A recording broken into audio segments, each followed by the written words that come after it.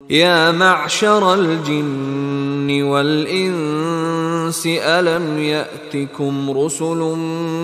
منكم يقصون عليكم آياتي وينذرونكم لقاء يومكم هذا قالوا شهدنا على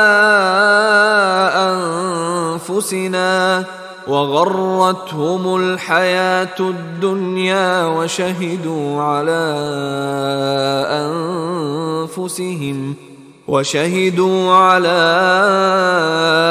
أنفسهم أنهم كانوا كافرين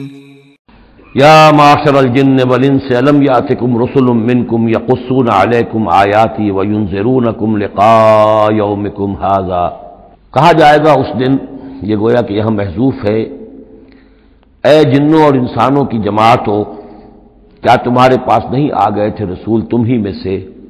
اب چونکہ دونوں کو جمع کر کے کہا جا رہا ہے تو جو انسانوں میں سے رسول ہیں گویا کہ وہی جنات کے لیے بھی رسول ہیں۔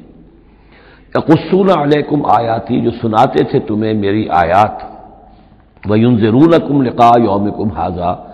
اور تمہیں خبردار کرتے تھے، باخبر کرتے تھے آج کے اس دن کی ملاقات کے بارے میں۔ قالوا شہدنا علی انفسنا، وہ کہیں گے کہ ہم خود گواہ ہیں اپنی جانوں پر، اور علی، ہم اپنی جانوں کے خلاف خود گواہ ہیں، حاضر ہیں۔ وغرتہم الحیات الدنیا، اور انہیں دھوکے میں ڈالے رکھا دنیا کی زندگی نے، وشہدوا علی انفسہم، اور وہ خود گواہی دیں گے اپنے خلاف، انہم کانوا کافرین، کہ وہ یقیناً کفر کی روش پر چلتے رہے۔ قرآن مجید میں یہ جو میدان حشر کے مکالمات ہیں وہ مختلف قسم کے آئے ہیں، اور معلوم ہوتا ہے کہ بہت سے مراحل ہوں گے۔ کسی مرحلے میں کچھ لوگ ہوں گے جو صاف انکار بھی کریں گے، ہم پڑھ چکے ہیں، وہ کہیں گے فلم تکن فتنتہم الا ان قالوا، اس وقت کوئی چال نہیں رہے گی کہ ما کننا مشرکین، ہم تو مشرک نہیں تھے۔